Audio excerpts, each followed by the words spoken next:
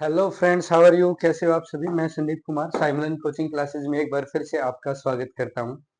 आज हम डिस्कस करेंगे क्लास 12th ज्योग्राफी का लास्ट चैप्टर, जिसका नाम है geographical perspective on selected issues and problems. यानी कि जो इन्वायरमेंटल प्रॉब्लम्स हैं उनके बारे में हम इस चैप्टर में डिस्कस करेंगे। इन्वायरमेंटल प्रॉब्लम में हम जब बात करेंगे तो air pollution, water pollution, noise pollution and land degradation के बारे में हम बात करेंगे कि किस तरह से ये सारी चीजें, ये इश्यूज, ये प्रॉब्लम क्रिएट होते हैं और इनका क्या इफेक्ट होता है हमारी लाइफ पर और कैसे हम इनको सॉर्ट आउट कर सकते हैं, इस प्रॉब्लम को हम कैसे सोल्व कर सकते हैं। तो जैसा कि आप पीछे देख पा रहे हो कि बहुत सारी सोर्सेज हैं हमारे पास, जिनसे कि वाटर, एयर, लैंड और नॉइज, ये पोल्यूशन होता रहता है। यहाँ पे आप देख रहे हो किस तरह से जो इंडस्ट्रियल इंडस्ट्री से जो धुआं निकल रहा है वो हवा को पोल्यूट कर रहा है ना। यहाँ आप देखो कितना गार्बेज है जो लैंड को कहीं ना कहीं आपको डिग्रेडेट कर रहा है। यहाँ पर आप देख रहे हो वाटर के अंदर कितना सारा वेस्ट जो है वो मिल रहा है, यहाँ पर अलग अलग सोर्सेज से, इंडस्ट्री से, एग्रीकल्चर से, डोमेस्टिक, तो वो सब वाटर के अंदर मिल करके उसे पोल्यूट कर रहा है। तो ये सारे क्या है भाई? कुछ यहाँ पे देखो, इंडस्ट्रियल वेस्ट आपका जाता है पानी के अंदर, एग्रीकल्चर रन ऑफ, एग्रीकल्चर से पानी बह करके जाता है वाटर सोर्स के अंदर, तो उसको पोल्यूट करता है। फिर हाउस होल्ड वेस्ट है, हम घर से जो कूड़ा करकट बाहर निकालते हैं वो कहीं ना कहीं जा करके एक जगह इकट्ठा किया जाता है और वो वहां पर पॉल्यूशन क्रिएट करता है। देन ऑयल स्पिल्स, कई बार आपने देखा होगा कि जो जहाज होती हैं जो बहुत सारा क्रूड ऑयल लेकर के आती हैं एक कंट्री से दूसरे कंट्री में जो ट्रेड होता है, तो और वो लीक हो जाती है किसी वजह से, तो लाखों लीटर जो ऑयल है वो पानी के अंदर बह जाता है, जिससे एक बड़े एरिया में जो ओशन होते हैं उसके अंदर पोल्यूशन हो जाता है। फिशेज जो है वो मारी जाती है, मेरीन जो लाइफ होती है वो डिस्टर्ब हो जाती है, बहुत सारी जो है वो मारे जाते हैं फिशेज वगैरह। देन उसके बाद आप देखो प्लास्टिक वेस्ट कितना है, हम हर रोज ही कितने सारे प्लास्टिक को यूज करते हैं और उसको थ्रो कर देते हैं, फेंक देते हैं, वो सारा कहीं ना कहीं एक पोल्यूशन का कारण बनता है। देन सीवेज एंड जो वेस्ट वाटर है, हमारे घरों से जो पानी निकलने वाला है जिसको हम यूज करते हैं अलग अलग पर्पज में, कपड़े धोने के लिए, बर्तन साफ करने के लिए, नहाने के लिए, है ना। उन सब का जो पानी निकल करके जाता है वो कहीं ना कहीं वाटर रिसोर्स में जा करके मिलता है, किसी लेक, पॉन्ड या फिर अंडरग्राउंड वाटर में जा करके मिलता है, जो उसे भी पोल्यूट कर देता है।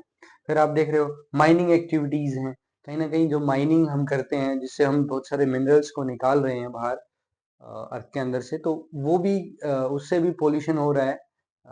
हवा के अंदर भी डस्ट पार्टिकल जो है वो मिल रहे हैं।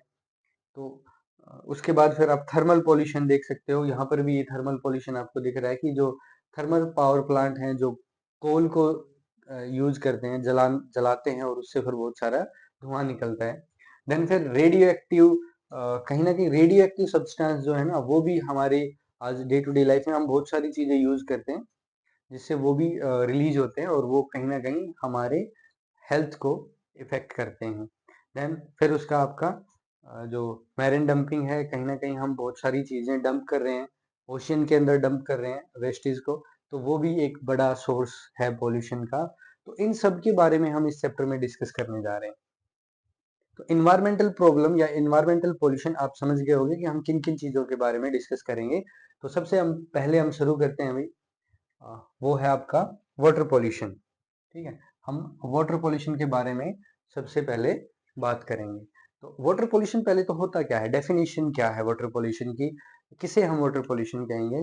तो एनसीईआरटी में आपके यहाँ पर जो है वो लिखा हुआ है कि जो वाटर के अंदर कभी भी जब अनडिजायरेबल सब्सटेंस, सॉलिड या फिर कोई लिक्विड या गैस, वो जो मिक्सअप हो जाती है उसके अंदर मिल जाती है, तो उसे हम क्या कहते हैं भाई? वाटर पोल्यूशन कहते हैं। ठीक है, अलग अलग सोर्स हो सकते हैं उसके। ठीक है, तो यानी कि किसी भी तरीके से जब वो वाटर के अंदर अनवांटेड सब्सटेंस मिक्सअप हो जाते हैं तो उसको हम वाटर पोल्यूशन कहते हैं। अब इसके क्या क्या कॉजेज हैं यहाँ पर मैं आपको एक बार पूरे डिटेल में बताऊंगा, चाहे आप इसको नोट भी कर सकते हो। वाटर पोल्यूशन क्या है भाई? Water pollution stems from industrial and agriculture run of sewage and improper waste disposal, which introduce the pollutants like chemical, plastic and pathogenic into the water bodies। यानी कि किसी भी इन जो सोर्सेज आपका लिखा है, एग्रीकल्चर हो सकता है, इंडस्ट्री हो सकता है, सीवेज हो सकता है, इम्प्रॉपर वेस्ट डिस्पोजल हो सकता है, इन सब की वजह से जो पोल्यूटेंट मिक्सअप होते हैं वाटर के अंदर, तो उसको हम क्या कहते हैं, वाटर पोल्यूशन कहते हैं। ठीक है, और ये क्या करते हैं भाई, ये हार्म करते हैं, harm to aquatic ecosystem. Aquatic यानी पानी के अंदर रहने वाले जीव हैं, उनको हार्म करते हैं कहीं ना कहीं। हेल्थ रिस्क, जो इवन ह्यूमन बीइंग वाटर को कंज्यूम करते हैं तो उनका भी हेल्थ रिस्क यहाँ पर रहता है, जो ड्रिंकिंग करते हैं इस वाटर को। और फूड चेन को कहीं ना कहीं डिस्टर्ब करते हैं, क्योंकि पूरी फूड चेन जो है वो डिस्टर्ब हो जाती है कहीं ना कहीं जब वाटर पोल्यूशन होता है। तो अब इसमें क्या क्या है भाई, सोर्स हम अब बात करेंगे किनकी, कि भाई क्या सोर्स है इसके। तो सोर्सेज एंड कोजेज के अंदर क्या है भाई, इंडस्ट्रियल डिस्चार्ज है, सोर्स में हम बात करेंगे। Factory release toxic chemical, heavy metals and organic water into water bodies या वाटर रिसोर्स। बहुत सारी अलग अलग, जैसे किसी रिवर के अंदर डंप कर रहे हैं, किसी लेक या पॉन्ड के अंदर डंप कर रहे हैं पानी, तो उससे वो केमिकल या फिर हैवी मेटल्स उसमें मिक्सअप हो जाते हैं, जिससे वो सारा का सारा वाटर पोल्यूट हो जाता है। एग्रीकल्चर रन ऑफ की बात कर रहे हैं फिर। एग्रीकल्चर में फर्टिलाइजर यूज करते हैं, पेस्टिसाइड्स यूज करते हैं एंड एनिमल वेस्ट वगैरह का हम यूज करते हैं, तो वो सब कहीं ना कहीं वाटर के अंदर मिक्स होता है और फिर वो लेक पॉन्ड वगैरह में जाकर के, रिवर्स में जाकर के रन ऑफ यानी बह करके जाता है। यहाँ पर रन ऑफ का मतलब है जब पानी बह करके जाता है, ये ध्यान रखना। तो पानी जब एग्रीकल्चर से, खेतों से बह करके जाता है किसी नियर बाई लेक में, पॉन्ड में या फिर रिवर में, तो वो उसको पोल्यूट कर देता है जाकर के। Sewage and waste water, next point है आपका सीवेज एंड वेस्ट वाटर। जो सीवेज का पानी होता है जो हमारे घरों से निकलता है, डोमेस्टिक या फिर म्युनिसिपल सीवेज जो है वहां से निकलता है, वो कहीं ना कहीं बहुत सारा जो पोल्यूटेड वाटर होता है और वो जाकर के किसी न किसी वाटर बॉडी में जाकर के मिल जाता है, तो उससे भी पोल्यूशन होता है। देन इनप्रॉपर वेस्ट डिस्पोजल, हम जब वेस्ट डिस्पोज करते हैं तो इनप्रॉपर तरीके से होता है, बहुत सारी जगह डंपिंग कर देते हैं हम प्लास्टिक्स की, हाउस होल्ड केमिकल्स की और अदर सॉलिड वेस्ट की, और वो कहीं ना कहीं वाटर बॉडी के नजदीक होता है, तो वो उससे क्या हो जाता है भाई, पोल्यूशन हो जाता है। ठीक है, तो वाटर पोल्यूशन का वो कॉज बनता है। ऑयल स्पिल से मैंने बताया था कि जो शिप वगैरह जाती हैं, जो बहुत सारा ऑयल लेकर के आती हैं, तो उनसे भी कई बार क्या होता है, एक बड़ा जो वाटर रिसोर्स है वो कहीं ना कहीं पोल्यूट हो जाता है। देन उसके बाद नेक्स्ट आप देखोगे तो नेक्स्ट है माइनिंग एक्टिविटी। माइनिंग एक्टिविटी से क्या होता है भाई, the process can release the harmful chemical and dust into water resources. Harmful chemical और डस्ट वगैरह को ये रिलीज कर देता है किसके अंदर, वाटर सोर्स के अंदर, जिससे पोल्यूशन होता है। Then urban run off, urban run off, rain water जो होता है, जब कई बार वो जो बह करके चलता है, ठीक है, तो उसमें बहुत सारे पोल्यूटेंट्स मिक्स हो जाते हैं, है ना, और वो मिक्स हो जाते हैं, वो ऑयल हो सकता है, ग्रीस हो सकती है ना, डेब्रिस के अंदर से जब पानी, यानी कि जो मलबा पड़ा होता है उससे जब पानी बह करके आता है, तो वो सारा फिर कहीं ना कहीं जब वो किसी वाटर बॉडी में जाता है तो वो उसको भी पोल्यूट कर देता है। जैसे अब दिल्ली का एग्जांपल लो, यमुना रिवर है, उसमें जो पोल्यूशन आता है वो सारा कहाँ से आता है, दिल्ली से आता है। तो रन ऑफ होकर के भी पानी आता है, सीवेज से भी पानी आता है ना, तो वो सब एक कितनी बड़ी रिवर को पोल्यूट कर रहा है, तो उससे आप अंदाजा लगा सकते हो।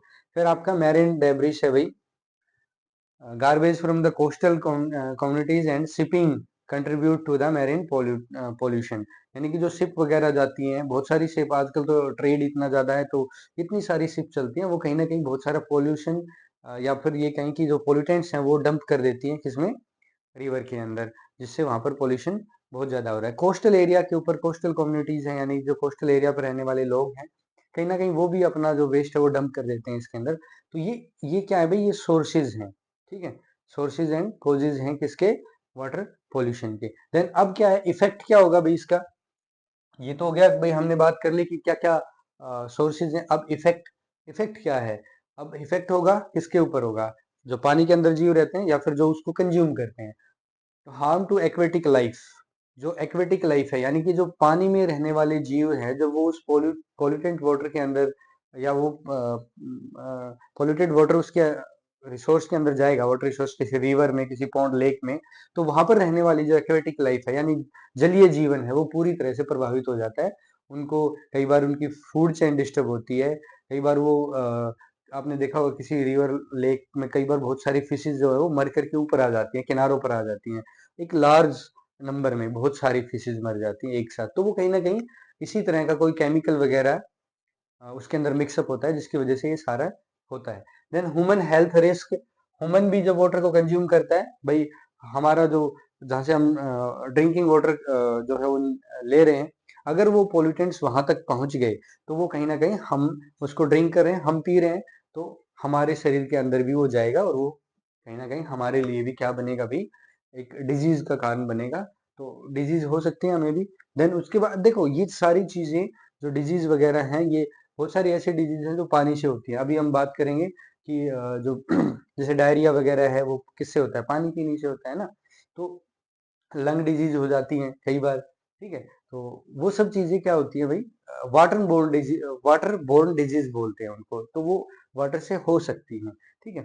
देन उसके बाद फिर आप देखो यूथोफिकेशन जो है वो एक्सेस न्यूट्रिशंस मिल जाते हैं फर्टिलाइजर्स और सीवेज के अंदर, जो क्या करते हैं भाई, जो प्लांट ग्रोथ की, जो उसका प्लांट है जहाँ पर वो पानी जा रहा है उसमें जो ग्रोथ होती है ना वो डिस्टर्ब हो जाती है भाई।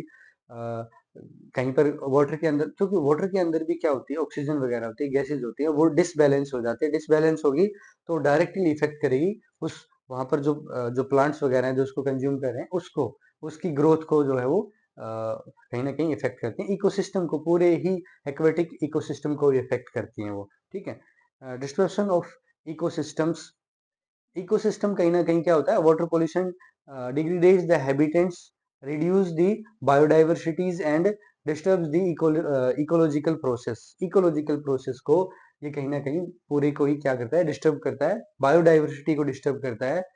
या ये कहीं की वो धीरे धीरे कम हो जाती है, क्योंकि जैसे जैसे जो एक्वेटिक लाइफ है वो मरती जाएगी, किसकी वजह से, पोल्यूशन की वजह से, तो कहीं ना कहीं बायोडाइवर्सिटी क्या होगी, श्रिंक होगी, कम हो जाएगी, ठीक है।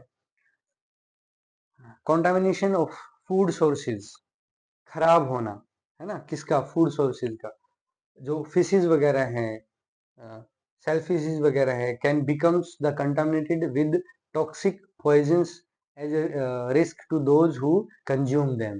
भाई जो फिशेज वगैरह अब पानी में जो हम पालते हैं, या फिर नेचुरली वो ओशंस वगैरह में, रिवर्स वगैरह में जो हम फिशिंग करते हैं, मछली पकड़ते हैं, अगर उन्होंने ही पॉल्यूटेड वाटर कंज्यूम कर रखा है और वो डिजीज है उनके पास, उनके अंदर खुद, और उसको जब ह्यूमन बीइंग कंज्यूम करेगा तो कहीं ना कहीं वो इफेक्ट उनके ऊपर भी आएगा, वो भी क्या होंगे, हार्म होंगे, और उनको भी वो डिजीज ट्रांसफर हो सकती है, ठीक है। तो ये सारे इफेक्ट हैं। देन उसके बाद सॉल्यूशन क्या है भाई, तो सॉल्यूशन में आप क्या देखोगे, रिमूव द वेस्ट ट्रीटमेंट, अब सॉरी, इम्प्रूव, रिमूव नहीं, improve the waste treatment, improve करेंगे हम किसको भाई, वेस्ट ट्रीटमेंट को, जो हम वेस्ट वाटर है उसको ट्रीट कर रहे हैं उसको हम इम्प्रूव करेंगे कहीं ना कहीं।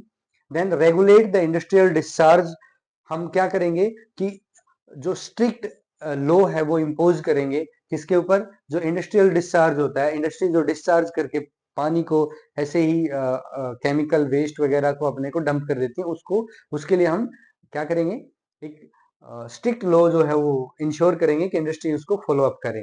देन उसके बाद promote the sustainable agriculture, agriculture भी एक मेजर सोर्स है वाटर पोल्यूशन का, तो एग्रीकल्चर के हम सस्टेनेबल एग्रीकल्चर को हम क्या करेंगे, प्रमोट करेंगे। Reduce the use of chemical fertilisers and pesticides to minimise the agriculture run off, हम कोशिश करेंगे कि कम से कम फर्टिलाइजर यूज हो, कम से कम पेस्टिसाइड्स यूज हो, और रन ऑफ, ओपन इरिगेशन जो होती है ना, जिसको हम कहते हैं जो एक्सेसिव मात्रा में वाटर को यूज करते हैं इरिगेशन के लिए, तो उसको भी कम किया जाए ताकि रन ऑफ ना हो, ठीक है। Reduce, reuse and recycle, triple R है ये, ठीक है। हमें क्या करना चाहिए, मिनिमाइज करना चाहिए, सिंगल यूज प्लास्टिक को कम से कम हम करें, डिस्पोज करें हम उनको प्रॉपरली, अगर हम यूज भी कर रहे हैं प्लास्टिक को तो डिस्पोज प्रॉपरली कर लें, and prevent it from the entering waterways, अगर, और हमें उसको ये भी ध्यान रखना है कि पानी के अंदर वो एंटर ना करे, वाटर बॉडी के आसपास हम उनको डंप ना करें जिससे वो पानी में पहुंचे और उसको पोल्यूट करे, तो ये सब चीजें हमें ध्यान रखनी पड़ेंगी।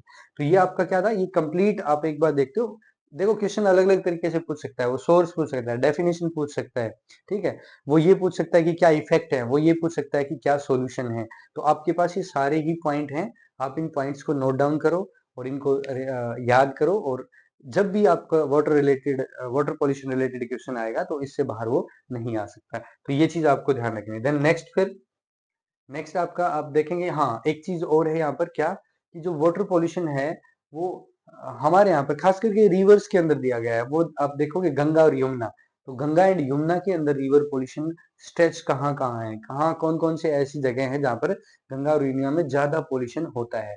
एंड देन उसके बाद ये टेबल है, इस पे भी हम डिस्कस करेंगे, क्योंकि इसमें तो सारे ही पॉल्यूशन के बारे में, air pollution, water pollution, land pollution and जो नॉइज पॉल्यूशन, उनके सब के बारे में बात की गई है।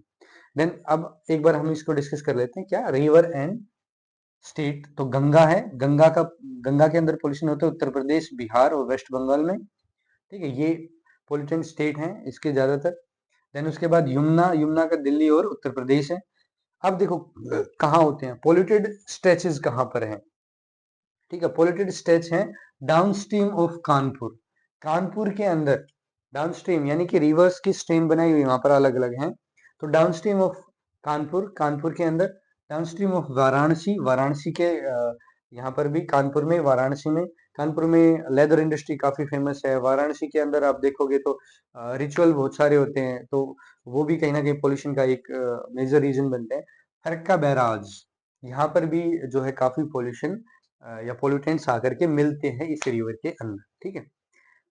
देन उसके बाद फिर आता है भाई industrial pollution from town like Kanpur. ये नेचर है किसका है भाई, अभी बताया मैंने, केमिकल जो इंडस्ट्री है वो काफी, लेदर इंडस्ट्री यहाँ पर काफी है कानपुर के अंदर, तो वो कहीं ना कहीं अपने पोल्यूटेंट्स मिलाते हैं वाटर के अंदर, जो है वेस्ट को डंप कर देते हैं। Domestic waste from urban centre, जो अर्बन सेंटर हैं यानी कि जो शहर बसे हुए हैं ना रिवर्स के आसपास, अब उनका सारा सीवेज कहाँ जाता है, रिवर में जाता है। वो बहुत एक गलत बात है, सरकार को इसके बारे में बहुत अच्छे से बैठ करके प्लान करना चाहिए और अपनी रिवर्स को बचाना चाहिए, क्योंकि ये लाइफलाइन है हमारे नेशन की। Then dumping of carcasses in river, ये कार केसेस एक वर्ड यहाँ पे लिखा हुआ है, इसका मतलब क्या होता है भाई, इसका मतलब है शव, जो हम बहुत सारी जगह ऐसा रिचुअल है हमारे यहाँ पर जलाते हैं। कई जगह ऐसा है जो गंगा रिवर के आसपास के लोग हैं, वो सीधा क्या करते हैं, डेथ होने के बाद अपने रिचुअल्स फॉलो करते हैं और फिर उस शव को उठा करके सीधा नदी में डाल देते हैं। वो जलाते नहीं है, वो नदी में डाल देते हैं उनको, तो उससे भी कहीं ना कहीं उसके अंदर पोल्यूशन होता है, वो बह करके चला जाता है, कहीं जाएगा वो, जो एनिमल है वहां पर या फिर जो भी वो उसको कंज्यूम करेंगे, खाएंगे, या वो उसके अंदर गल सड़ जाएगा, तो कहीं ना कहीं वो बहुत बड़े पोल्यूशन का एक कारण बनता है। तो ये सारी क्या है भाई, नेचर है पॉल्यूशन की, ठीक है। मेन पॉल्यूटेंट्स क्या है भाई, city of Kanpur, Allahabad, Varanasi, Patna, then Kolkata, है ना, उसका डोमेस्टिक वेस्ट वगैरह जाता है, वो सब रिवर के अंदर मिलता है। देन यमुना की बात करें तो यमुना दिल्ली के अंदर, दिल्ली के अंदर यमुना, देखो सरकार बदलवा दी इस यमुना ने दिल्ली के अंदर, क्योंकि जो सरकार में बैठे लोग थे वो कहते हैं कि यमुना की सफाई से ना बोर्ड मतलब मिलती हैं ना मिली हैं, तो एक सरकार पलट दी इसने। दिल्ली के अंदर जो है काफी केमिकल, काफी जो डोमेस्टिक वेस्ट है, इंडस्ट्रीज वगैरह हैं, उन सब का वेस्ट जो है वो सीधा यमुना में जाकर के मिलता है, जिसकी वजह से वो बहुत ज्यादा पोल्यूटेंट होती है, ठीक है। देन उसके बाद मथुरा एंड आगरा, मथुरा और आगरा के अंदर भी, इसके अंदर बहुत सारा पोल्यूटेंट्स मिक्सअप होते हैं, ठीक है। इसका और क्या है भाई, नेचर ऑफ पॉल्यूशन क्या है, extraction of water bye Haryana and Uttar Pradesh for irrigation, Yamuna के पानी को हरियाणा उत्तर प्रदेश, देखो यमुना हरियाणा और उत्तर प्रदेश के बीच में एक नेचुरल बाउंड्री बनाती है, चलती है, यानी ये दोनों के बीच में बहती है, तो इधर हरियाणा, उधर आप देखोगे तो क्या है, यानी इधर उधर का मतलब, जो वेस्ट है, वेस्ट की तरफ क्या है भाई आपका हरियाणा है, और जो ईस्ट है, ईस्ट की तरफ आपका है उत्तर प्रदेश। तो दोनों ही स्टेट क्या करते हैं, इरिगेशन के लिए यमुना के पानी को यूज करते हैं, तो बहुत सारा पानी कंज्यूम किया जाता है इनके द्वारा, ठीक है। एग्रीकल्चर रन ऑफ, अब भाई खेती बाड़ी होती है दोनों तरफ, तो क्या होगा, एग्रीकल्चर रन ऑफ होगा, वही क्या केमिकल फर्टिलाइजर्स, पेस्टिसाइड्स वगैरह, वो सब बह करके यमुना में मिलता है, तो वो बहुत बड़ा पोल्यूशन का एक कारण बनता है, ठीक है। देन उसके बाद domestic and industrial waste of Delhi following into the river, जो दिल्ली के अंदर का जो इंडस्ट्रियल पोल्यूशन है वो भी कहीं ना कहीं डंप होता है यमुना के अंदर, ठीक है।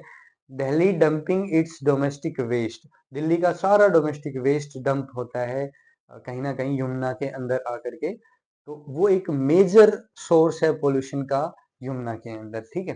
तो ये आप जरूर ध्यान रखना कहाँ कौन सा स्ट्रेच जो है वो ज्यादा पोल्यूटेड है और किस वजह से है, यमुना एंड गंगा दोनों का आपको ध्यान रखना है, ठीक है। चलो, देन उसके बाद फिर हम बात करें अगर इस टेबल में, तो हमने वाटर पोल्यूशन की बात कर ली, इसमें हमने सारी चीजें डिस्कस कर ली, सोर्सेज डिस्कस कर लिए, क्या क्या इफेक्ट है वो डिस्कस कर लिए, सॉल्यूशन क्या है वो डिस्कस कर लिया हमने। अब बात आती है इसकी एयर पोल्यूशन की। डेफिनेशन यहाँ लिखी हुई है, क्या क्या होता है एयर पोल्यूशन, ठीक है। आगे भी हम पढ़ेंगे इसको, हम आगे चलते हैं और एयर पोल्यूशन के बारे में, जैसे यहाँ पर आप देख रहे हो एयर पोल्यूशन है। क्या होता है air pollution? Air pollution is taken as the addiction of the contaminations like dust,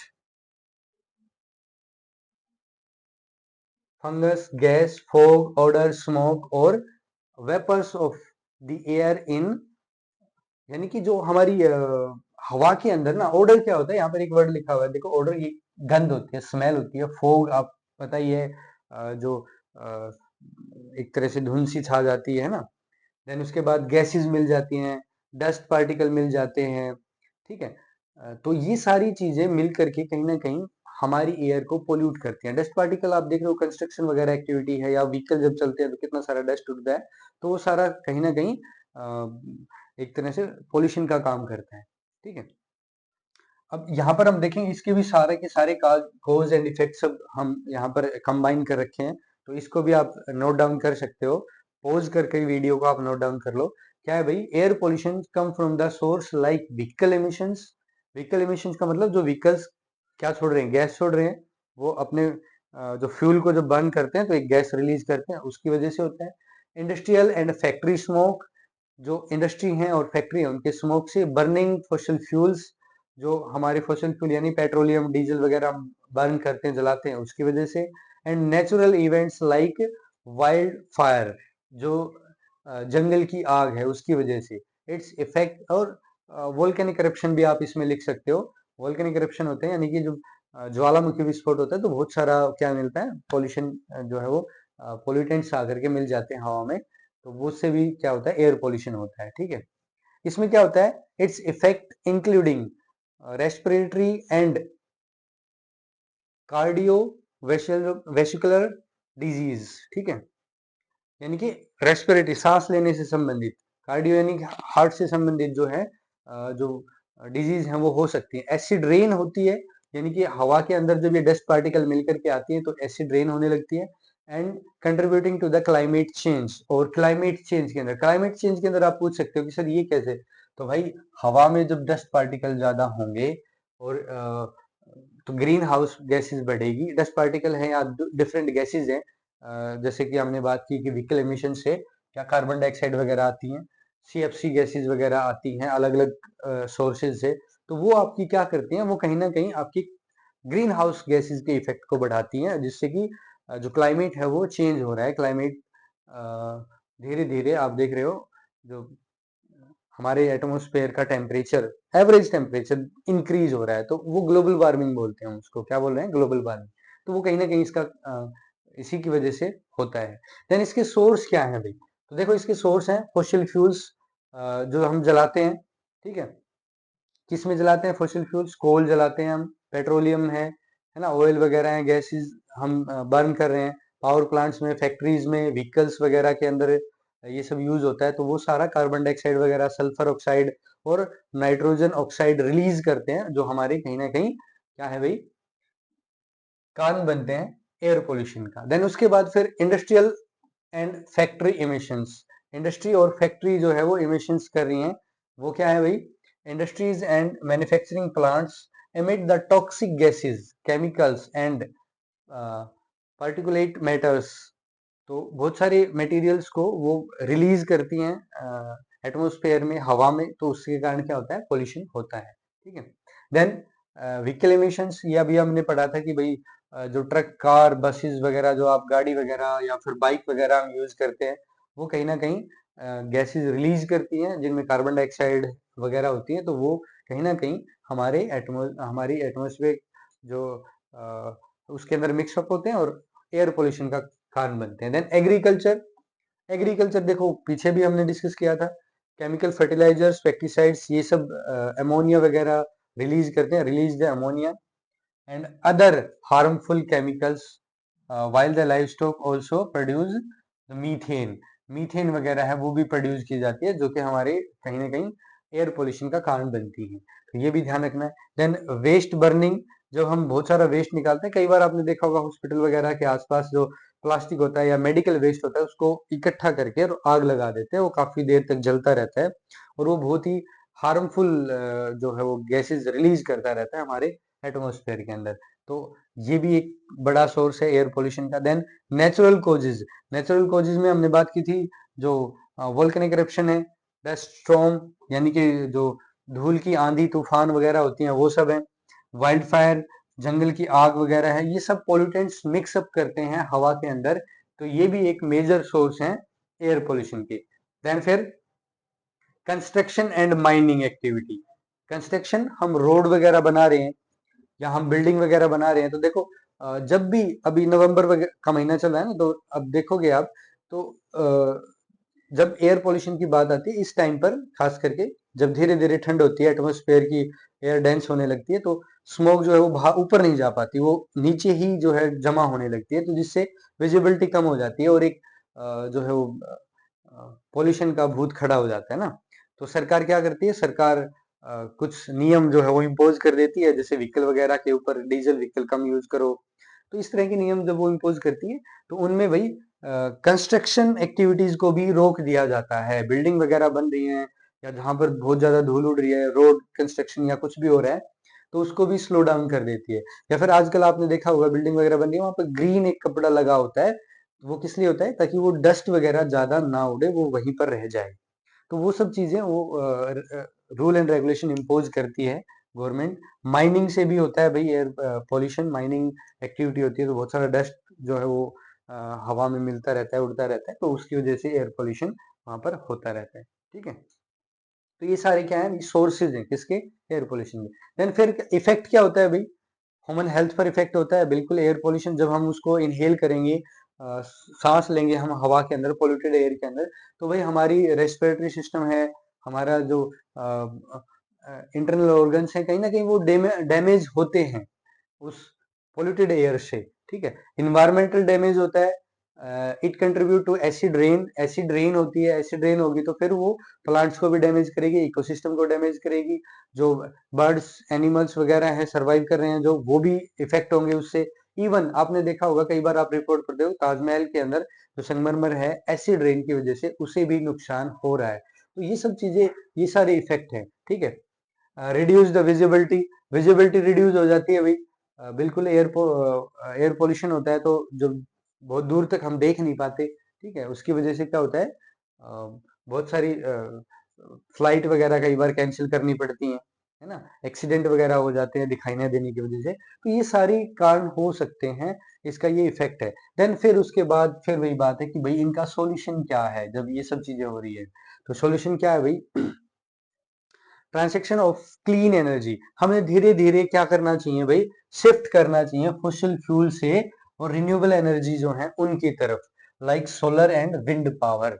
हमें फॉसिल फ्यूल को जलाने की बजाय हमें किस पर जाना चाहिए भाई, अब सोलर एनर्जी यूज करनी चाहिए एंड विंड पावर यूज करनी चाहिए। आजकल हम एक और चीज डिस्कस करते हैं, वो क्या है कि भाई जो टाइडल एनर्जी है उसे यूज करो, जियो थर्मल एनर्जी है उसे यूज करो।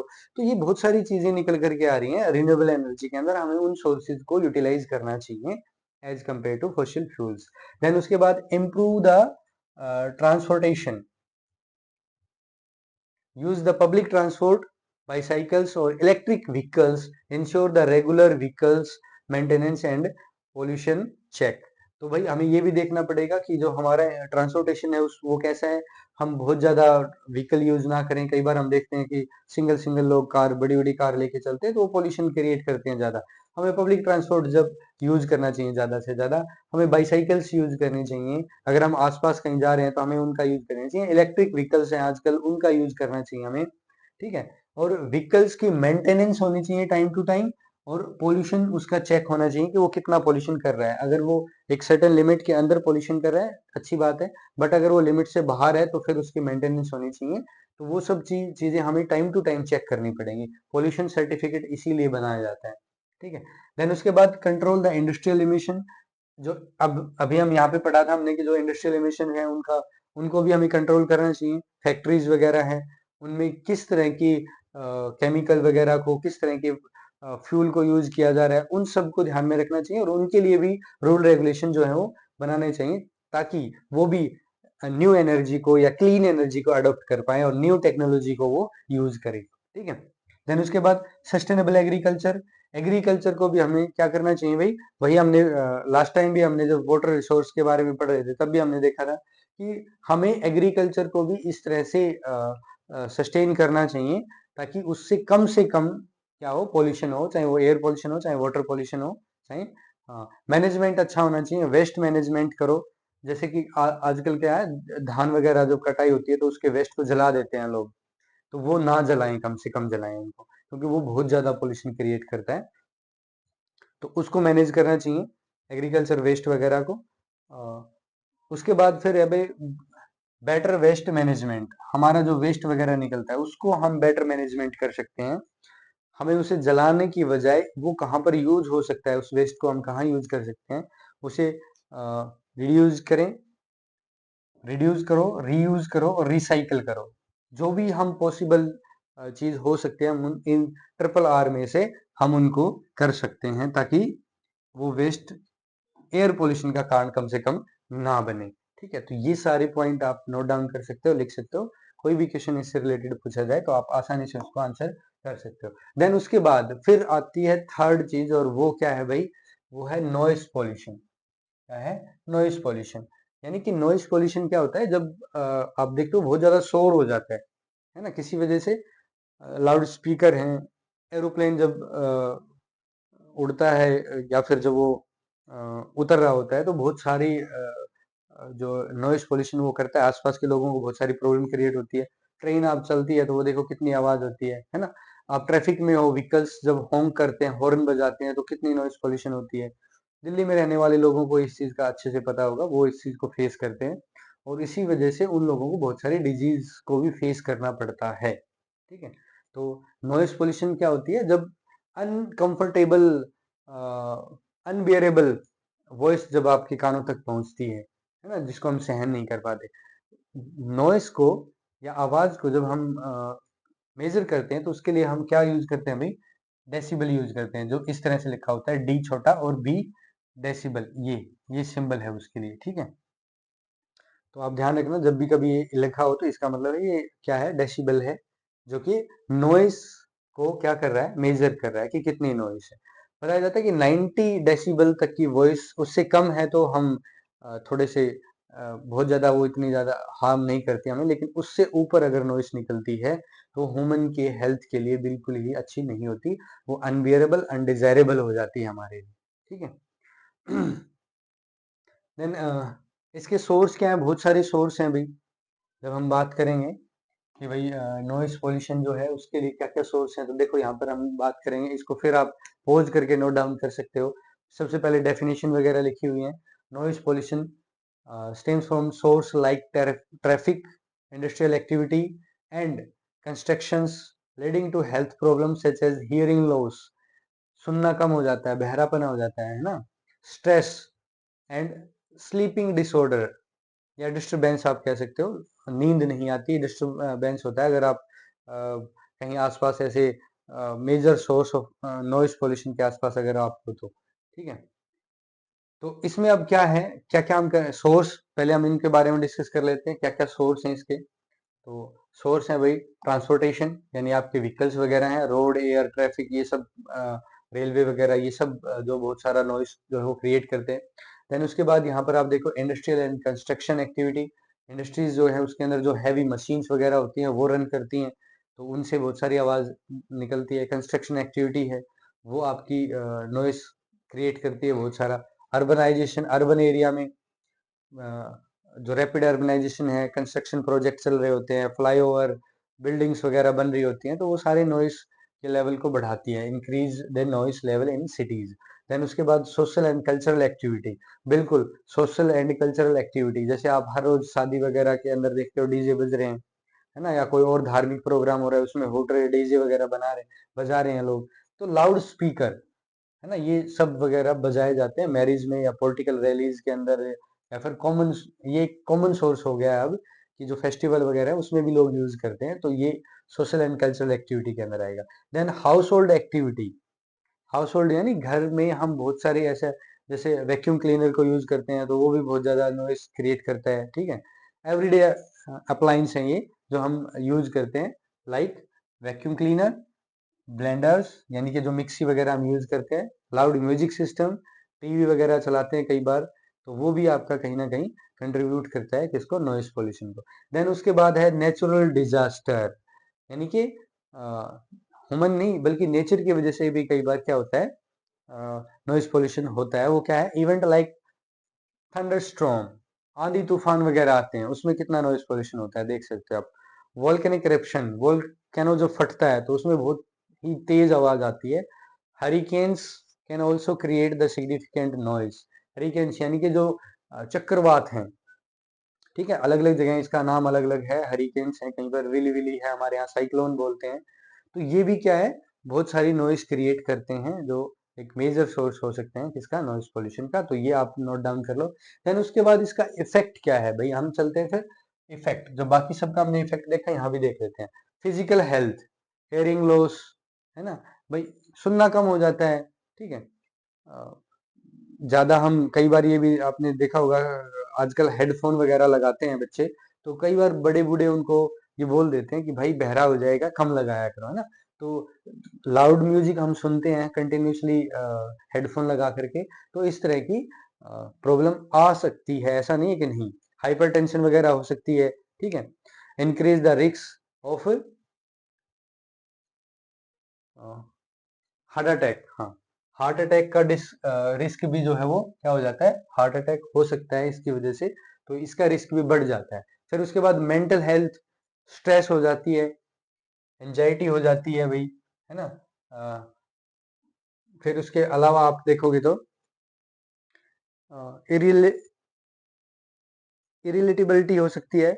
उसके बाद आप देखो, यहाँ से दिखाई कम दे रहे हैं, देन उसके बाद आप देखो बहुत सारी और मेंटल प्रॉब्लम, जैसे कि आप देख रहे हो डिप्रेशन वगैरह हो जाता है, डिफिकल्टी इन कंसंट्रेशन, कंसंट्रेट नहीं कर पाते बच्चे, है ना, वो भी प्रॉब्लम यहाँ पर क्रिएट हो सकती है।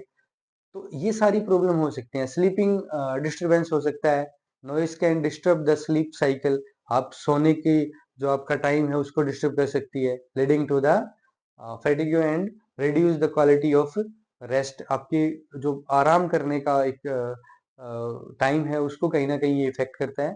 तो ये सारी प्रॉब्लम हो सकती हैं। देन उसके बाद फिर आप देखोगे कि भाई इसका जो कॉग्निटिव डेवलपमेंट है उस पर क्या ही फर्क पड़ता है, ठीक है।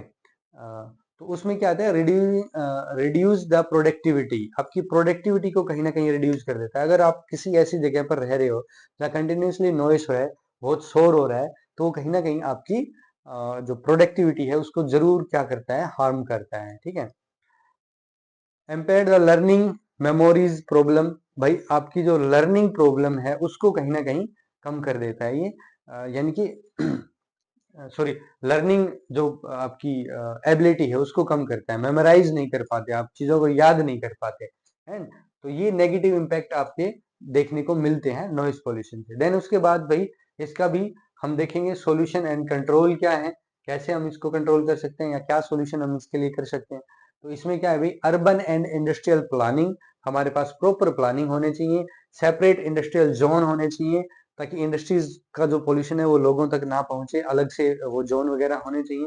देन भाई separate, then create the green belts and sound barriers to absorb the noise, हमें देखो सड़क के दोनों तरफ पेड़ लगाने से बहुत सारे फायदे होते हैं, एयर पोल्यूशन भी कम होता है, डस्ट वगैरह उड़ता है उनको भी कम करते हैं, नॉइस पोल्यूशन को भी कम करते हैं पेड़, ठीक है। और आपकी जो कार्बन डाइऑक्साइड वगैरह है उसको भी कंज्यूम कर लेते हैं और उसको भी कम करते हैं, तो ये काफी इंपॉर्टेंट हैं, इसीलिए दोनों तरफ बहुत सारे पेड़ लगाने चाहिए और लगाए जाते भी हैं, ठीक है। टेक्नोलॉजिकल एंड इंजीनियरिंग सॉल्यूशन देने चाहिए भाई, ठीक है, किसमें जो मशीन्स वगैरह हैं, व्हीकल्स वगैरह हैं जो नॉइज क्रिएट करते हैं, तो उनमें साइलेंसर वगैरह लगे होते हैं, उनकी टेक्नोलॉजी को और ज्यादा इंप्रूव करें, उनकी आवाज को और कम करें ताकि शोर कम से कम हो। ठीक है, आजकल आपने साइलेंट जनरेटर वगैरह देखे हैं, तो इस तरह की टेक्निक्स आनी चाहिए ताकि आवाज बहुत ज्यादा ना हो। पहले वो जनरेटर होते तो बहुत ज्यादा शोर करते थे। ठीक है, देन उसके अलावा आप देखो साउंड प्रूफिंग जो है वो हमें ज्यादा से ज्यादा बिल्डिंग्स में यूज करनी चाहिए।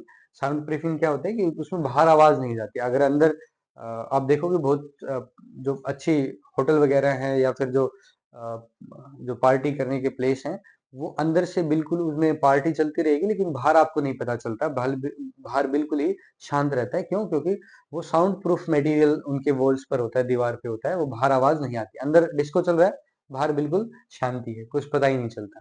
ठीक है, देन उसके बाद पॉलिसी एंड रेगुलेशन, हमें भाई पॉलिसी लेके आनी चाहिए। Enforce the noise limits for vehicles and public events, हमें ये लिमिट कर देना चाहिए कि डीजे वगैरह बजेंगे उनकी क्या वॉइस होगी। व्हीकल्स वगैरह के अंदर भी हमें इम्प्लीमेंट करना चाहिए। ठीक है, उसके अलावा जो फाइन वगैरह है वो इम्पोज करना चाहिए अगर कोई एक्सीड करता है नॉइस रेगुलेशंस को, यानी कि अगर सर्टेन लिमिट से ज्यादा कोई आवाज करता है, शोर कर रहा है, तो उसके ऊपर हमें फाइन वगैरह इम्पोज करनी चाहिए। ठीक है, इंडिविजुअल एंड कम्युनिटी क्या एक्शन ले सकती है, यानी ये हम अपने आप से अपनी कम्युनिटी के अंदर हम क्या कर सकते हैं जिससे नॉइज पोल्यूशन ना हो। तो avoid unnecessary Hawking and loud music, हमें अननेसेसरी आजकल तो बहुत बार देखा जाता है कि जो कार के अंदर म्यूजिक है, इवन खेतों में ट्रैक्टर वगैरह के अंदर भी बहुत लाउड म्यूजिक वगैरह बजाते हैं लोग, तो वो नहीं करना चाहिए, उससे नॉइज पोल्यूशन होता है, दूसरे लोगों को प्रॉब्लम हो सकती है। ठीक है, then plant tree along the road and around buildings, हमें अभी बताया था मैंने कि रोड के दोनों तरफ पेड़ लगाने के क्या क्या फायदे हैं, तो हमें ज्यादा से ज्यादा पेड़ वगैरह लगाना चाहिए।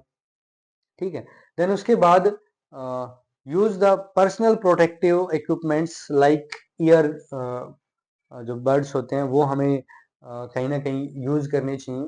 ठीक है, यानी कि जो कानों पर लगा करके हम ईयर प्लग्स वगैरह यूज करने चाहिए। ईयरबड्स नहीं, ईयर प्लग्स होते हैं, वो यूज करने चाहिए। ईयरबड्स तो हम इवन नॉइस पोल्यूशन के लिए यूज करते हैं क्योंकि उससे तो म्यूजिक सुनते हैं। ठीक है, देन उसके बाद नॉइस कैंसिलेशन हेडफोन वगैरह यूज करने चाहिए हमें, जो बाहर की आवाज को कम से कम कानों तक पहुंचने दे। ये सब चीज हम पर्सनल लेवल पर कर सकते हैं। तो ये सारे इसके कॉज इफेक्ट थे, सोर्सेज वगैरह थे किसके, नॉइस पोल्यूशन के। तो हमने अब तक क्या कर लिया भाई, हमने वाटर पोल्यूशन, हमने एयर पोल्यूशन और हमने नॉइस पोल्यूशन यहाँ पर हमने पढ़ लिया। देन उसके बाद फिर क्या है, इसमें कुछ केस स्टडी वगैरह है, बहुत सारी केस स्टडी हैं जो इको सिस्टम को कहीं ना कहीं रिस्टोर करने की बात करते हैं।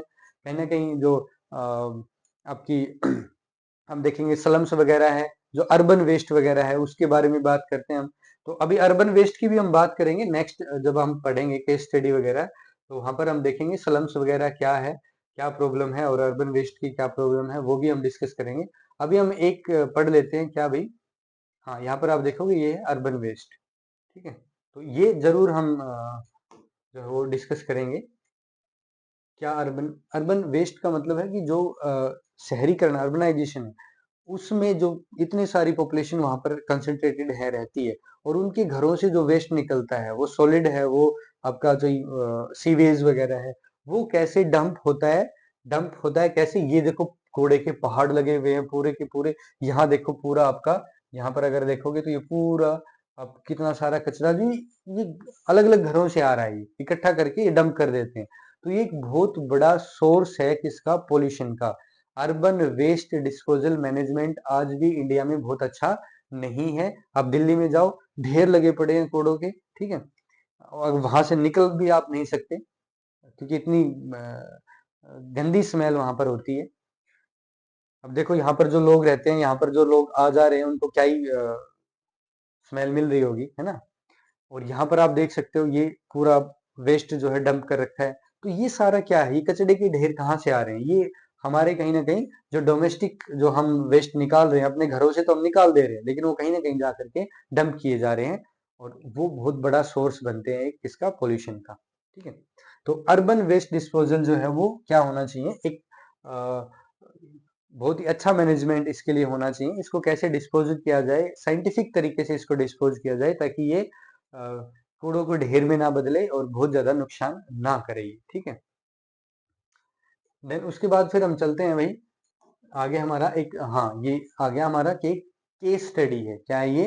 केस स्टडी है। क्या है भाई? रोल मॉडल है ये, restoration ecology and safe guard of human.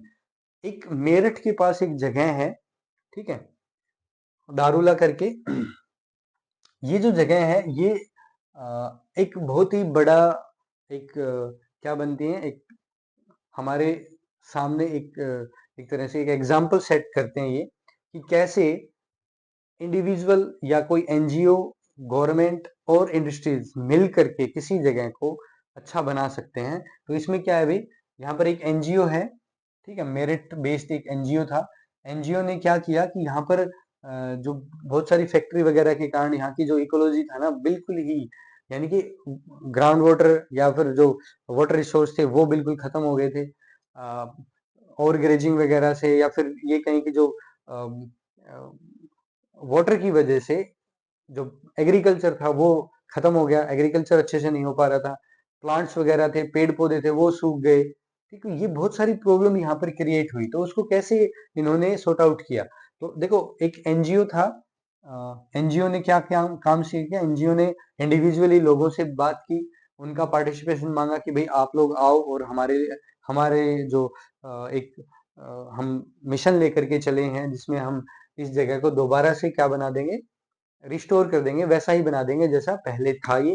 अ, अब आप देखोगे यहाँ पर ये लगभग 2003 के आसपास की बातें हैं, जिसकी वजह से इसने काफी लोगों का अटेंशन लिया, सिविल सोसाइटीज वगैरह अट्रैक्ट हुई। ग्राउंड वाटर जो था वो कहीं ना कहीं बहुत ज्यादा खराब हो चुका था, कम हो चुका था, विद हैवी मेटल्स। ठीक है, हैवी मेटल्स वगैरह मिल गए थे, अनट्रीटेड वेस्ट जो उसके अंदर मिला दिया गया था, इंडस्ट्रियल वेस्ट जो था वो इसके अंदर मिला दिया गया ग्राउंड वाटर के अंदर, जिसकी वजह से, और इवन इंडस्ट्री जो है वो ओवर यूज कर रही थी ग्राउंड रिसोर्सेज को, जिसकी वजह से ग्राउंड वाटर टेबल जो है वो काफी नीचे चली गई थी। ठीक है, तो एनजीओ था, एक एनजीओ ने क्या किया भाई, एक door to door survey conduct किया। उन्होंने हेल्थ स्टेटस मांगा लोगों से, और वहां के जो लोग थे, रहने वाले थे, उनसे जाना कि भाई जो यहाँ पर लोग हैं उनको किस तरह की हेल्थ प्रॉब्लम है। उन हेल्थ प्रॉब्लम्स की बेसिस पर क्या हुआ भाई, कहीं ना कहीं उन हेल्थ प्रॉब्लम की वजह क्या थी, वो पॉल्यूशन ही था। ठीक है, तो वो पॉल्यूशन को उन्होंने कम किया, इंडस्ट्रीज से बात की, गवर्नमेंट से बात की, हेल्प मांगी उन्होंने गवर्नमेंट से भी, और कहीं ना कहीं गवर्नमेंट ने भी उस इश्यूज को रिकॉग्नाइज किया, इंडस्ट्रीज जो वहां पर काम कर रहे थे उन्होंने भी रिकॉग्नाइज किया, इंडिविजुअल लोगों ने भी पार्टिसिपेट किया बेटरमेंट के लिए। और फिर धीरे धीरे क्या हुआ कि भाई वहां पर जो है वाटर टैंक्स कैपेसिटी थी उसको बढ़ाया गया।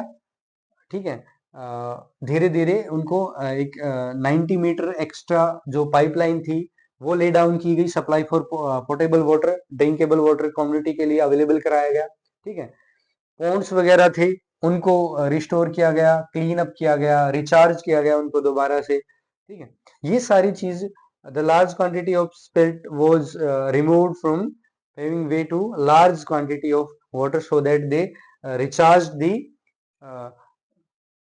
एक्वेफर्स। दो हम जो भी वहां पर जो वाटर रिसोर्स अवेलेबल थे, कहीं ना कहीं उन सब को उन्होंने क्या किया, पूरी तरह से मेंटेन किया अच्छे से।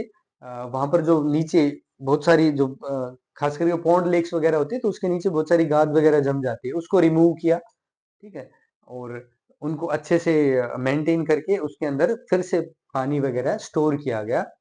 इवन जो रेन वाटर होता है उसकी हार्वेस्टिंग की गई वहां पर।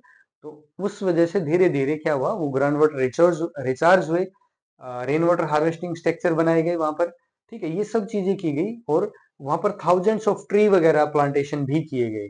तो इन सब की वजह से, किसकी वजह से भाई, इन सब की वजह से क्या हुआ कि यहाँ पर वो इकोसिस्टम दोबारा से बन पाया जो पहले डिस्ट्रॉय हो गया था। किसकी वजह से? जो फैक्ट्री वगैरह ग्राउंड वाटर को ज्यादा यूज कर रहे थे, over utilisation of ground water, है ना। अ, तो उन सब की वजह से हुआ था, वो दोबारा से रिस्टोर हो गया। तो ये एक एग्जाम्पल, बेस्ट एग्जाम्पल सेट किया उन्होंने कि किस तरह से कम्युनिटी के पार्टिसिपेंट से, एनजीओ वगैरह से, सरकार के सहयोग से, और इवन जो इंडस्ट्रीज वगैरह वहां रन कर रही थी उनके सहयोग से हम दोबारा से अपने एनवायरमेंट को जीवित कर सकते हैं। तो एक केस स्टडी, बहुत सारी केस स्टडी है उसमें, एक ये हो गई। देन उसके बाद हम देखते हैं एक केस स्टडी ये है भाई अर्बन रूरल माइग्रेशन के ऊपर। क्योंकि बहुत सारा माइग्रेशन होता है अर्बन रूरल। अब मैं इसको जल्दी से आपको समझाने की कोशिश करता हूँ। बहुत सारे लोग क्या है, रूरल एरिया को छोड़ करके अर्बन एरिया में शिफ्ट हो जाते हैं। वो जाते हैं कहाँ पर, काम करने के लिए, बेटर लाइफ के लिए, ठीक है, जॉब अपॉर्चुनिटीज मिलती हैं या बिजनेस वगैरह करने के लिए। तो बहुत सारे लोग जब जाते हैं तो एक जो अर्बन एरिया है वो पॉपुलेशन कहीं ना कहीं उसकी बहुत ज्यादा बढ़ जाती है, ठीक है। हालांकि पॉपुलेशन वहां पर बढ़ती है और इन्वायरमेंटल प्रॉब्लम भी क्रिएट होते हैं, इश्यूज भी क्रिएट होते हैं, क्योंकि ओवर पॉपुलेशन होती है तो रिसोर्सेज के ऊपर प्रेशर बढ़ेगा। लेकिन यहाँ पर ये जो रमेश का एग्जाम्पल दिया गया है, इसमें ये बताया गया है कि किस तरह से जब वो बाहर जाकर के पैसे कमाता है और अपने घर पे भेजता है, तो उससे क्या होता है भाई, उससे उसके घर की आर्थिक स्थिति भी अच्छी होती है। तो ऐसे बहुत सारे लोग जब गांव से बाहर जाते हैं काम करने के लिए, तो उस गांव की जो एक स्थिति है, आर्थिक स्थिति कह लो या इकोनॉमिकल स्टेटस है, वो कहीं ना कहीं क्या होता है, अपलिफ्ट होता है, ऊपर बढ़ता है। तो इसमें रमेश का एग्जाम्पल दिया गया है, working in a working in contract contractor या कॉन्ट्रैक्ट बेस पे वो काम कर रहा है, वेल्डर है वो, ठीक है, कंस्ट्रक्शन साइट पे वो काम करता है तलचर में, ठीक, उड़ीसा के अंदर ये है। और वो काफी सालों से वो या कहिए फॉर दी लास्ट 2 years ही moved with the contractor to various places. वो अलग अलग जगह पर जाता रहता है काम करने के लिए, ठीक है। और वो लगभग रेमिडीज के रूप में 20,000 पर ईयर अपने घर पर भेजता है। ये काफी पुरानी बात है। तो 20,000 रुपीज पर ईयर आज के टाइम में तो हो सकता है आपको ये लगे कि कुछ भी नहीं है, बट उस टाइम पर ही बहुत कुछ होते थे।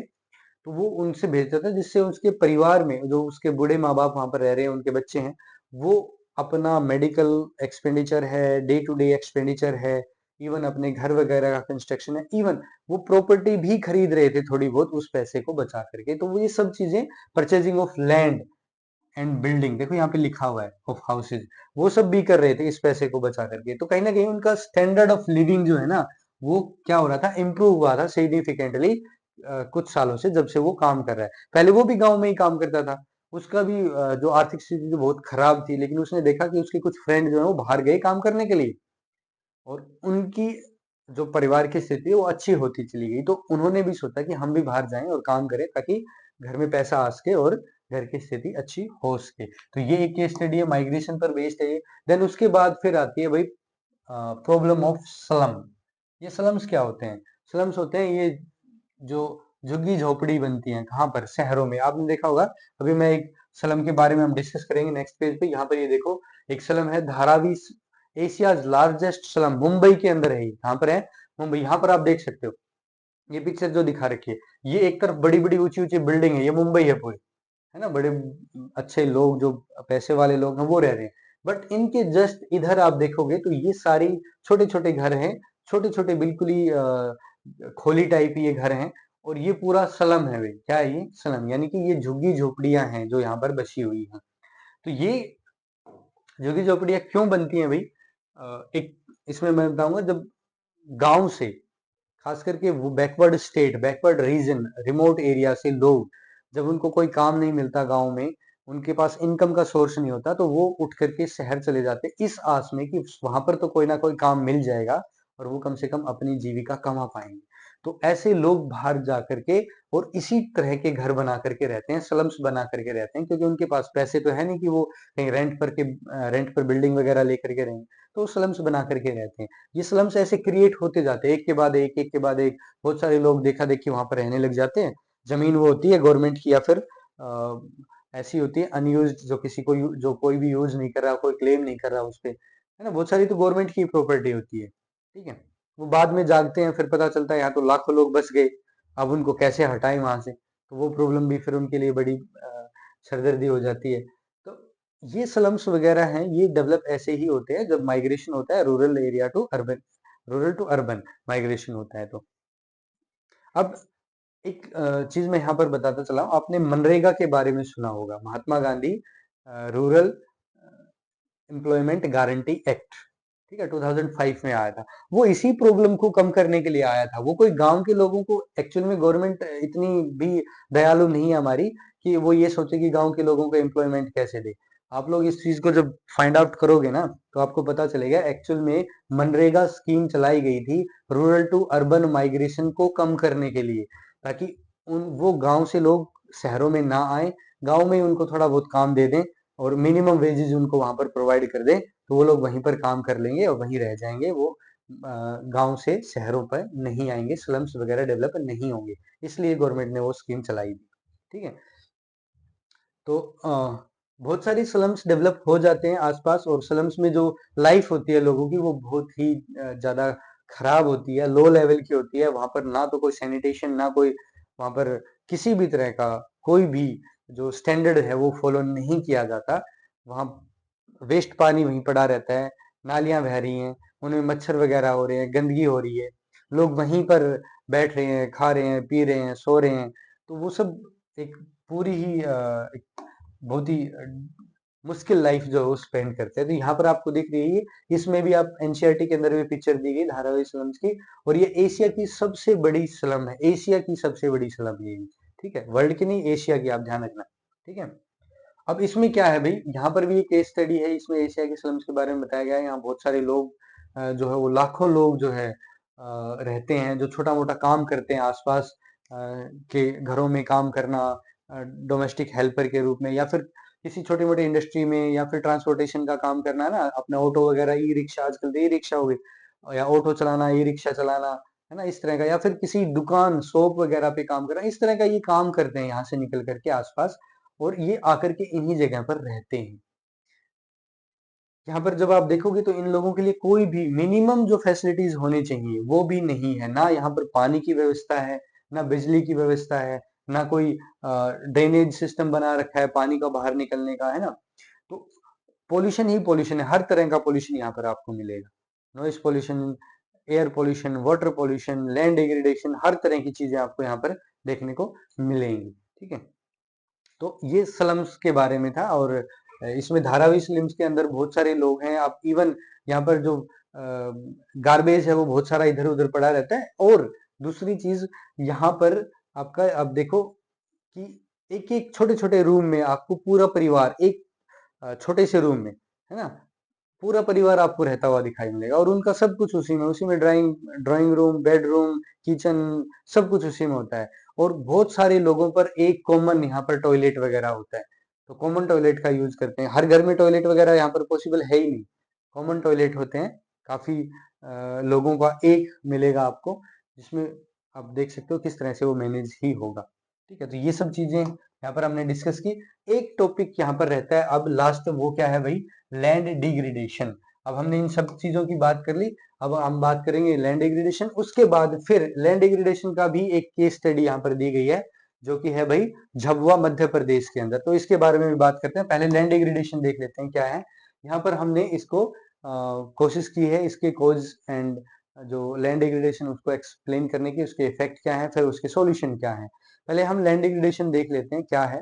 भाई जब भी हम किसी भी पर्पज से जब लैंड को हम यूटिलाइज करते हैं, ठीक है, एग्रीकल्चर है या किसी और पर्पज से हम यूज कर रहे हैं, और फिर उसको हम पोल्यूट कर देते हैं, है ना, एक्सेसिव इरिगेशन, एक्सेसिव कल्टीवेशन, या फिर dumping of waste, chemical waste, या किसी भी तरह के हम उस पे जो वेस्ट डंप कर देते हैं, उस वजह से वो जब अनफिट फॉर यूज हो जाती है, लैंड अनफिट फॉर यूज, किसी भी तरह के यूज के लिए वो अनफिट हो जाती है, तो उसको हम बोलते हैं लैंड डिग्रेडेशन। इसमें ह्यूमन भी कोज है, और इवन नेचुरल कोजेज से भी ये हो सकती है। ठीक है, इरोजन वगैरह हो जाए, है ना, गली इरोजन, या फिर आपका जो सिट इरोजन है उसकी वजह से भी होती है, तो ये हम पढ़ेंगे। तो यहाँ पर आप सबसे पहले तो देखो कि लैंड डिग्रेडेशन क्या होता है। डेफिनेशन मैंने बता दी कि unfit land unfit for use हो जाती है किसी भी वजह से, वो वाटर लॉगिंग की वजह से, है ना, सैलिनिटी की वजह से, तो वो किसी भी वजह से, अल्कलिनिटी की वजह से, वो किसी भी वजह से अनफिट फॉर यूज हो जाती है, तो उसको हम लैंड डिग्रेडेशन बोलते हैं। ह्यूमन कॉजेज भी हो सकते हैं। यहाँ पर आप देखोगे तो यहाँ पर एक remote national remote sensing centre है, जिसको हम बोलते हैं NRSC। वो क्लासिफाई करती है वेस्टलैंड को by the remote sensing techniques, remote sensing की टेक्निक से वो इसको क्लासिफाई करती है, और उसमें वो काफी तरह की टाइप्स को क्लासिफाई करती है, जैसे wasteland such as gullies, ravines land, उसके बाद आपका जो कोस्टल सैंड्स हैं उनको डेजर्टिक या फिर कोस्टल सैंड्स हैं, बैरिन रॉकी लैंड है। ठीक है, देन उसके बाद फिर आपका स्टीप आपके स्लोप्स हैं लैंड के, जो बहुत ही ढलान, तेज ढलान होते हैं, वहां पर भी हम किसी तरह से उसको यूज नहीं करते। फिर ग्लेशिकल एरिया, ग्लेशियर एरिया एरिया है भाई, जो ग्लेशियर वगैरह जो बह करके आते हैं, बहुत सारी स्टोन्स वगैरह वो लेकर के आते हैं वहां पर, तो वो कहीं ना कहीं डिपॉजिट कर देते हैं वहां पर, तो उनकी वजह से वो क्या हो जाती है, लैंड डिग्रेडेट हो जाती है। उसके अलावा नेचुरल एजेंट्स भी हैं जिनके अंदर, जैसे वाटर लॉगिंग होगी, पानी भरा हो जाता है, ठीक है, मर्सी लैंड होगी।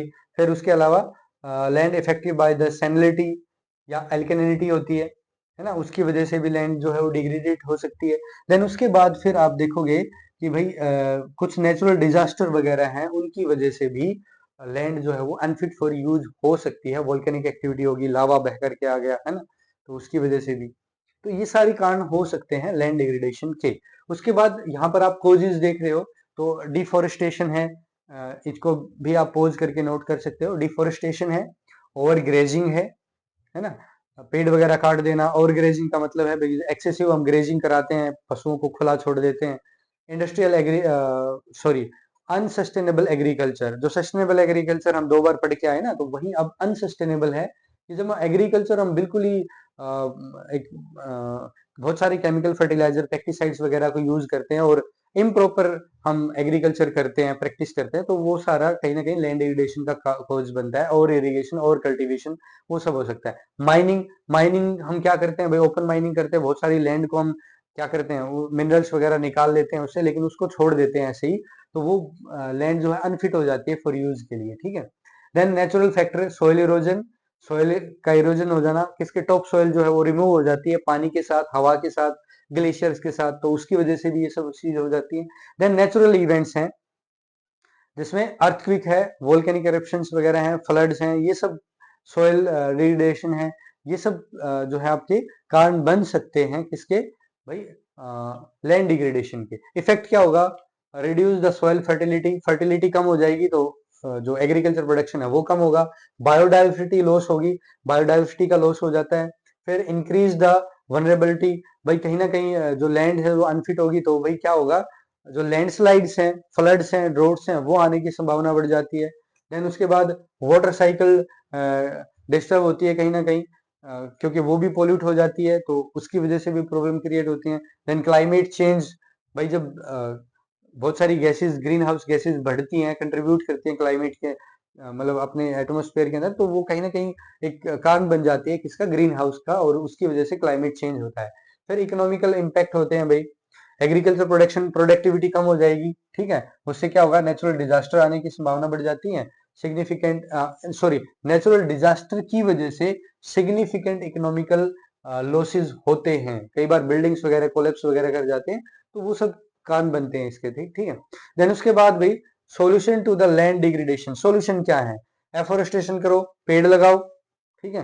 फिर उसके बाद सस्टेनेबल एग्रीकल्चर प्रैक्टिस करो, प्रॉपर इरिगेशन होने चाहिए, reduce the chemical uses, soil conservation हमें करनी चाहिए, तो ये हम एग्रीकल्चर में कर सकते हैं। देन उसके बाद लैंड जो मैनेजमेंट है वो हमारा अच्छा होना चाहिए, controlling the overgrazing, stabilising sand dunes है उनको स्टेबलाइज करो, शेल्टर बेल्ट्स बनाने चाहिए। शेल्टर बेल्ट क्या होती हैं, जो हम खेती बाड़ी करते हैं तो उनके बीच बीच में हम पेड़ वगैरह, जो मेड वगैरह बना करके हम शेल्टर बेल्ट बना सकते हैं, जिनसे सोइल इरोजन को रोका जा सकता है, ठीक है। फिर द पॉल्यूशन को कंट्रोल करना चाहिए हमें, ट्रीटिंग द इंडस्ट्रियल वेस्ट को हमें ट्रीट करना चाहिए, regulating the mining, mining activities जो होती हैं उनको रेगुलेट करना चाहिए, उनके लिए भी रूल रेगुलेशन लेके आने चाहिए। तो ये सारी चीज हम कर सकते हैं हम लैंड डिग्रेडेशन के लिए, ठीक है। देन उसके बाद फिर स्वच्छ भारत मिशन, एक चीज एक वो चलाया गया है कि कहीं ना कहीं जो अर्बन एरिया में आपका, अगर हम बात करें, ये भी आप जरूर देखना, स्वच्छ भारत मिशन, जो गवर्नमेंट ने एक बहुत ही अच्छा इनिशिएटिव लिया है कि जो अर्बन स्लम्स हैं उनको, उनके अंदर जो प्रॉब्लम्स हैं और जो वेस्ट वगैरह डिस्पोज करने का जो तरीका है उसको इम्प्रूव किया जाए और कम से कम वेस्ट हो, तो ये जरूर आपको ध्यान रखना है अर्बन वेस्ट डिस्पोजल के अंदर। लास्ट में हम बात करें इस चैप्टर में, और वो क्या है भाई, झाबुआ मध्य प्रदेश। ये मध्य प्रदेश का, मैं इसको बिल्कुल जनरली एक्सप्लेन कर देता हूँ आपको इजी में, कि भाई झाबुआ एक डिस्ट्रिक्ट है मध्य प्रदेश का, और वहां पर एक जो एग्रो क्लाइमेट जोन है यानी कि एग्रीकल्चर वहां पर होता है, लेकिन बहुत सारी टाइम के साथ बहुत सारी प्रॉब्लम्स क्रिएट होती है वहां पर, और प्रॉब्लम क्रिएट होने से क्या होता है, वो लैंड पूरी तरह से क्या हो जाती है, डिग्रेडेट हो जाती है। यहाँ पर आप देख रहे हो, बल्कि ये तो लेवल करके दिखाया गया है। यहाँ पर आप देखो, ये जो लैंड आप देख रहे हो बिल्कुल ही उबड़ खाबड़ है, ऊंची नीची है, पथरीली है, और इस तरह से यहाँ पर क्या हो गया देखो। हालांकि ये कम्युनिटी का एग्जांपल है, कम्युनिटी कैसे पार्टिसिपेट कर सकती है, community participating for land levelling, land को लेवल करने के लिए पार्टिसिपेट करे। तो ये पूरी ही लैंड जो है वो क्या है, अनफिट है फॉर यूज, यानी डिग्रेडेटेड लैंड है ये, इसका कोई यूज नहीं हो सकता। लेकिन धीरे धीरे लोगों के पार्टिसिपेशन से, गवर्नमेंट की अवेयरनेस से, एनजीओ वगैरह से ये सारे इस तरह की लैंड में कन्वर्ट हो गए। फिर यहाँ पर इस तरह के वो बना दिए गए ताकि प्लांट्स वगैरह यहाँ पर प्लांट किए जा सके। और फिर ये रिजल्ट उसका निकल करके आया कुछ दिन बाद, ये पूरा एरिया हरा भरा हो गया, लैंड को लेवल कर दिया गया। ठीक है, water rain water harvesting method को अपनाया गया, तो पानी का भी व्यवस्था यहाँ पर हो गई, पानी आ गया तो फिर पेड़ पौधे अपने आप जो है ग्रो होने लगते हैं। तो ये सारी एक्टिविटी यहाँ पर वाटरशेड मैनेजमेंट के थ्रू हुई। ठीक है, राजीव गांधी मिशन के यहाँ पर एक चलाया गया था जो रूरल डेवलपमेंट के लिए था। ठीक है, ये भी आपको ध्यान रखना है। ये किसमें था भाई, जो 5 ईयर प्लान्स थे उनके अंदर इसको इंक्लूड किया गया था। तो ये सारी प्रोग्राम यहाँ पर चलाए गए। भील कम्युनिटी यहाँ पर रहती है, ये भी आपको ध्यान रखना है। ठीक है, यहाँ पर आप देखो द भील, और जो लोग थे भील की कम्युनिटी है, एक तरह की ट्राइबल कम्युनिटी है जो यहाँ पर रहती है। ठीक है, तो ये सब है, गवर्नमेंट एंड एनजीओ का पार्टिसिपेशन था यहाँ, तो ये भी आपको ध्यान रखना है। तो ये बेसिकली मैंने आपको सारी चीजें बता दी हैं कि गवर्नमेंट, एनजीओ और लोगों के पार्टिसिपेशन से ये सारा जो एरिया था झाबुआ डिस्ट्रिक्ट का, ये रिक्लेम कर लिया गया। यहाँ पर अब अच्छे से खेती होती है, प्लांट्स वगैरह पेड़ पौधे लगाए गए, हरी भरी जगह बन गई जो पहले एक पूरी बंजर जगह थी। तो ये लैंड डिग्रेडेशन के ऊपर एक केस स्टडी है झाबुआ डिस्ट्रिक्ट मध्य प्रदेश की। तो इसी के साथ ये चैप्टर होता है खत्म, और आई होप आपको बहुत सारी चीजें समझ में आई होंगी। आज के लिए इतना ही काफी है। जय हिंद, जय भारत।